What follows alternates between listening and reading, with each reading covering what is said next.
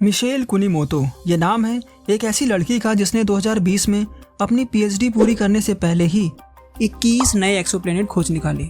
इनमें से 17 एक्सोप्लैनेट ऐसे हैं जो कंफर्म हो चुके हैं और 4 की कंफर्मेशन अभी बाकी है। इनमें से एक प्लैनेट तो बिल्कुल हमारी अपनी पृथ्वी जैसा है। 21 ग्रहों के खोजने का ये कारनामा इन्होंने अपने कंप्यूटर से कर दिखाया। तो सवाल उठता है कि कुनीमोतो ने ऐसा कैसे किया, और उससे भी बड़ा सवाल तो यह है कि एक्सोप्लैनेट्स होते क्या हैं और वैज्ञानिक इन्हें खोज क्यों रहे हैं। एक्सोप्लैनेट क्या है? हमारे सोलर सिस्टम में 9 प्लैनेट्स हैं जो सूरज का चक्कर लगाते हैं। बिल्कुल ऐसे ही सूरज के अलावा किसी और तारे के चारों ओर चक्कर लगाने वाले प्लैनेट्स को एक्सोप्लैनेट कहते हैं। एक्सो का मतलब बाहर और प्लैनेट का मतलब ग्रह, तो बाहर के जो ग्रह होते हैं हम उनको कहते हैं एक्सोप्लैनेट्स।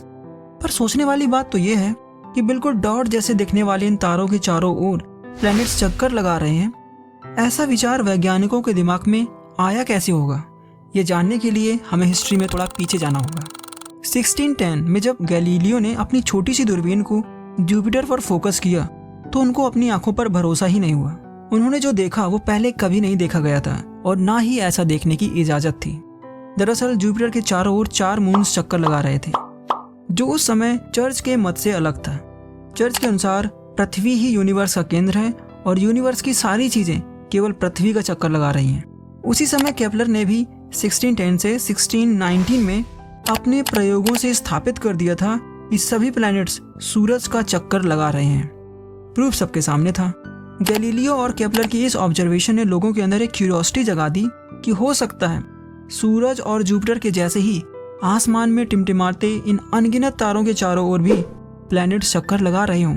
1610 में खोज का शुरू हुआ ये सिलसिला 1992 में जाकर सफल हुआ, जब 1992 में एक पल्सार तारे का चक्कर लगाता हुआ पहला एक्सोप्लैनेट मिला, जिसके बारे में हम आगे जानेंगे।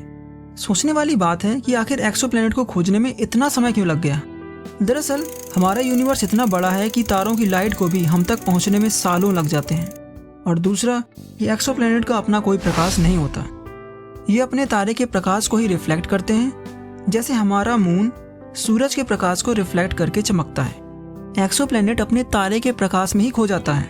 ये बिल्कुल वैसा ही है जैसे गोवा में किसी सर्च लाइट के पास मोमबत्ती जलाकर मुंबई से मोमबत्ती को देखा जाए। इस प्रकार किसी दूरबीन से एक्सोप्लैनेट को देख पाना नामुमकिन है, तो फिर इनको देखा कैसे जाए?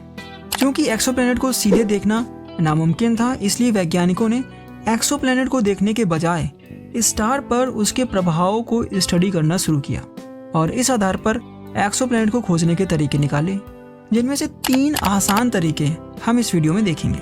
Number 1 wobble method, number 2 radial velocity method, number 3 transit method. Number 1 wobble method. हमें स्कूल की किताबों में हमेशा से बताया गया है कि सारे प्लैनेट सूरज का चक्कर लगा रहे हैं, जबकि सूरज अपनी जगह फिक्स है।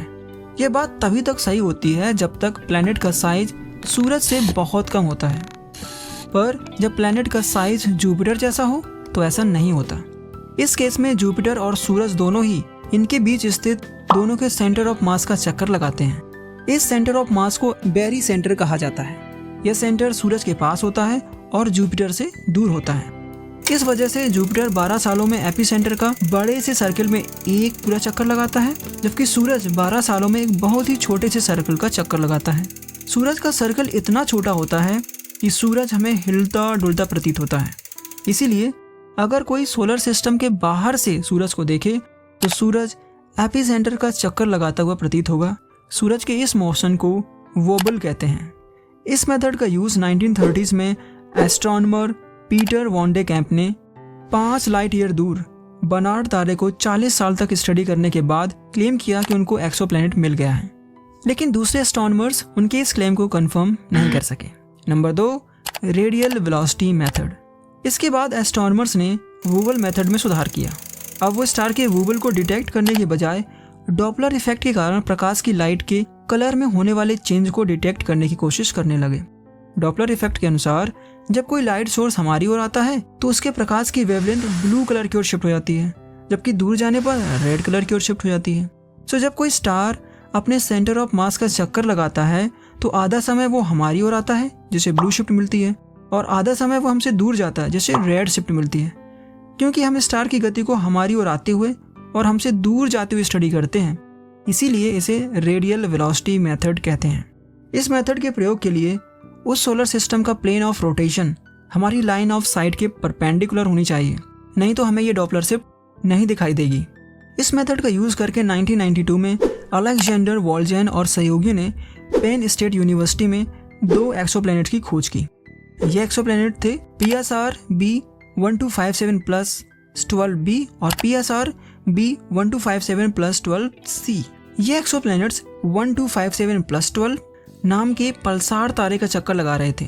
इसके बाद 1995 में स्विट्जरलैंड के वैज्ञानिकों ने नॉर्मल तारे जैसा हमारा सूरज है 51 पेगासी का चक्कर लगाने वाले एक्सोप्लैनेट 51 पेगासी b को खोजा। ये एक्सोप्लैनेट जुपिटर जैसा था।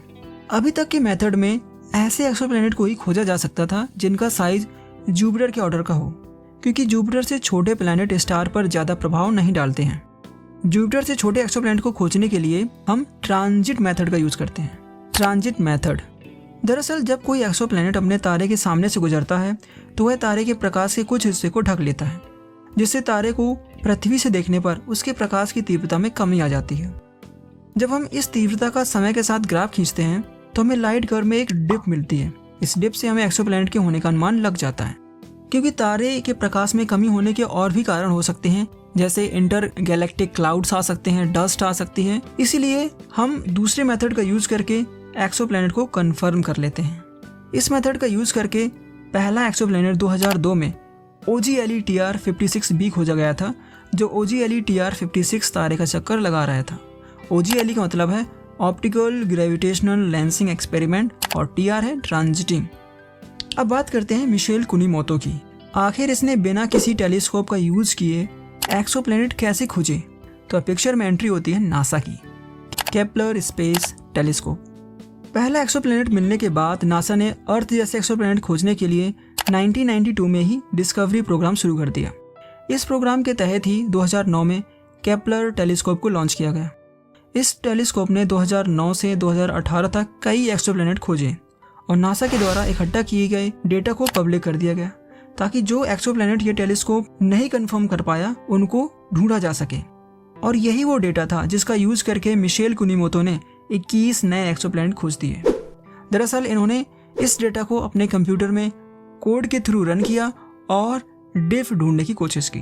आप भी इस रिसर्च में हिस्सा ले सकते हैं, मैंने लिंक डिस्क्रिप्शन में दे रखी है। वेबसाइट का नाम है universe.org/projects।